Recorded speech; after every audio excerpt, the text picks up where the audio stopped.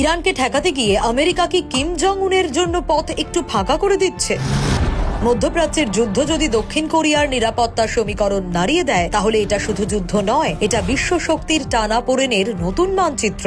Iran, Israel আর যুক্তরাষ্ট্র জ্বলছে মধ্যপ্রাচ্যে, কিন্তু ইরানকে সামলাতে গিয়ে আমেরিকা কি অনিচ্ছায় কিম জং উনের জন্য নতুন সুযোগ তৈরি করছে? কেন এমনটা বলছেন বিশেষজ্ঞরা?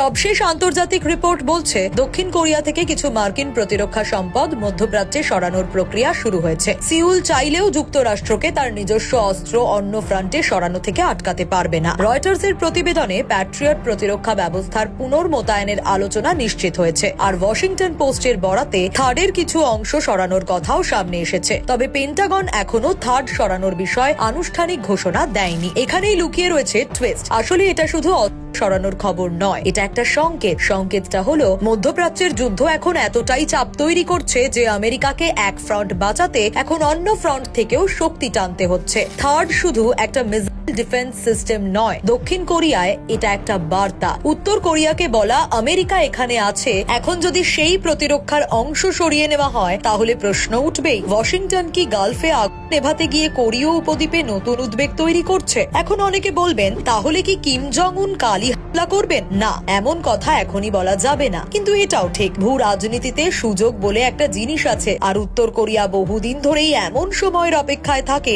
যখন আমেরিকার মনোযোগ অন্য কোথাও ব্যস্ত। সেটা সরাসরি যুদ্ধ নাও হতে পারে, হতে পারে ক্ষেপণাস্ত্র পরীক্ষা, হতে পারে সীমান্তে চাপ, হতে পারে হুমকির ভাষা আরো করা হওয়া, হতে পারে শুধু নার্ভাসনেস তৈরি করা। অর্থাৎ খোলা মাঠ এখনই তৈরি হয়ে গেছে এ কথা বলা যাবে না, কিন্তু ঝুঁকি একেবারেই নেই এ কথাও ঠিক নয়। যুদ্ধ এখন 12 দিন পেরিয়ে গিয়েছে। ইরান শুধু ইসরায়েলকে নয়, গোটা গালফ অঞ্চলকে চাপের মধ্যে রাখার কৌশল নিয়েছে। রয়টার্স জানাচ্ছে, দুবাই আন্তর্জাতিক বিমানবন্দরের কাছে 2টি ড্রোন পড়ে 4 জন আহত হয়েছে। বাহরিনও নিরাপত্তার কারণে কিছু বিমান সরিয়ে নিয়েছে। গালফ অঞ্চলের বিমানবন্দর, তেল অবকাঠামো, বাণিজ্যিক রুট সবই এখন ঝুঁকির মধ্যে। মানে তেহরানের বার্তা স্পষ্ট, শুধু যুদ্ধক্ষেত্রে নয়, অর্থনীতিতে আঘাত করো, আকাশ পথে আঘাত করো, জ্বালানিতে আঘাত করো, মিত্র দেশগুলোর স্নায়ুতে আঘাত করো। এই কারণেই মধ্যপ্রাচ্যে বাড়তি মিসাইল ডিফেন্সের দরকার পড়ছে, কারণ আমেরিকাকে এখন শুধু ঘাঁটি বাঁচাতে হচ্ছে না, মিত্র দেশগুলোকে আশ্বাসও দিতে হচ্ছে। আর যখন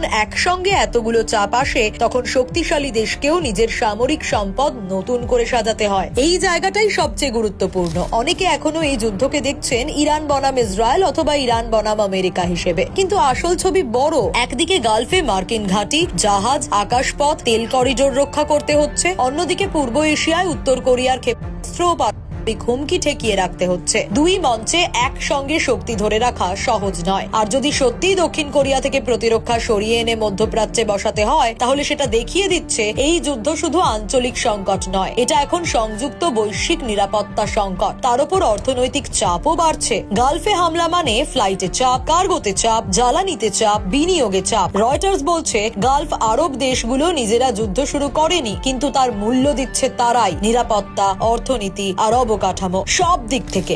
অর্থাৎ যুদ্ধের আগুন যে লাগিয়েছে তার বাইরে থেকেও অনেকে পুড়ছে। তাই এই ভিডিওর সার কথা একটাই, ইরানকে ঠেকাতে গিয়ে আমেরিকা যদি দক্ষিণ কোরিয়া থেকে ঢাল সরায়, তাহলে বুঝতে হবে যুদ্ধটা আর মানচিত্রের এক কোণে আটকে নেই। মধ্যপ্রাচ্যের আগুন তখন কোরীয় উপদ্বীপের ছায়াতেও পড়ে। আজ ইরান চাপ দিচ্ছে গালফে, কাল সেই চাপের কাঁপন পৌঁছে যেতে পারে পূর্ব এশিয়ায়। আর সেই কারণেই এটা শুধু আরেকটা যুদ্ধের খবর নয়, এটা বিশ্ব শক্তির সীমাবদ্ধতার খবর। এটা বহু ফ্রন্টে ছড়িয়ে পড়া এক নতুন নিরাপত্তা সংকটের খবর। আর তাই শেষ প্রশ্নটা থেকেই যাচ্ছে, ইরানকে ঠেকাতে গিয়ে আমেরিকা কি কিম জং উনের জন্য পথ একটু ফাঁকা করে দিচ্ছে? ব্যুরো রিপোর্ট, প্রথম কলকাতা।